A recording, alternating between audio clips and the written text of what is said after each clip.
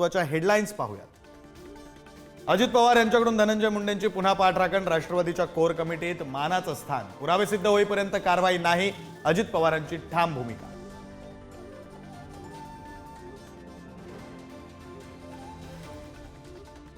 मुख्यमंत्री देवेंद्र फडणवीस यांच्या war room शेजारीच एकनाथ शिंदेंचा समन्वय कक्ष, मुख्यमंत्री उपमुख्यमंत्र्यांमधील शहाची रंगली चर्चा।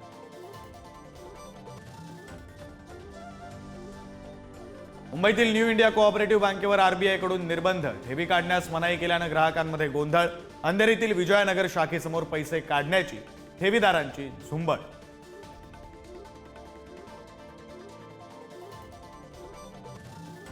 लाडकी बहीण योजनेमुळे राज्य सरकारच्या महसुली आणि भांडवली खर्चात 30% कपात, सरकारी वाहनांच्या इंधनावरील खर्चातही 20% कपात, सरकारच्या तिजोरीत 2 लाख कोटींपेक्षा अधिकची वित्तीय तूट।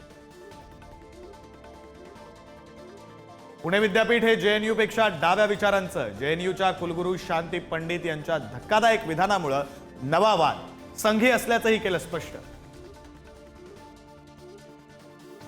24/11 मुंबई हल्ल्याचा आरोपी तहव्वूर राणाच्या प्रत्यार्पणाला अमेरिकेची मंजुरी, राणाला लवकरच भारतात आणणार, पंतप्रधान मोदी आणि डोनाल्ड ट्रम्प यांच्या बैठकीत घोषणा, तर मुख्यमंत्र्यांकडून मोदींचे आभार। मुंबईतील पेटंट कार्यालय दिल्लीत हलवण्याच्या हालचाली, आदित्य ठाकरेंचा आक्षेप, तर केंद्रीय मंत्री पियुष गोयल यांनी फेटाळले आक्षेप।